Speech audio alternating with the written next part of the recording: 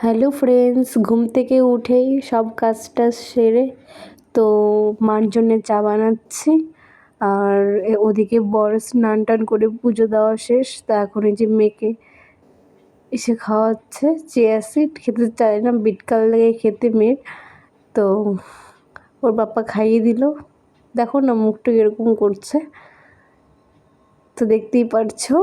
তো এই যে মার জন্য চা বেড়ে নিয়েছি আর দুধ গরম বসিয়ে দিয়েছি, কারণ দুধ দিয়ে ওটস দিয়ে তো সকালের টিফিন দিব তোমাদের দাদাকে। আর মেয়ের জন্য নিয়েছি জল বিস্কিট, সকালে এটাই খাওয়াই মেয়েকে। আর একটু বললাম যে ওকে বললাম স্লেট নিয়ে বস, তো দেখো কি করছে। আর ওদিকে হলো স্নান টান তো শেষ আমার, তো সকালের রান্নার জোগাড় করছি। তো ডাল বানাবো, তো ডালে কোয়াশ দিব, তো এই জন্য কোয়াশটা কেটে নিচ্ছি। আর দেখতেই পারছো। তো আর রান্না করব হলো মোচা, তো মোচাও কেটে নেব। তো কাটতে তো একটু সময় লাগে, সব কিছু রেডি করে নিয়ে একবারে রান্না বসাবো আর কি। তো চলো দেখতে থাকো ভিডিওটা।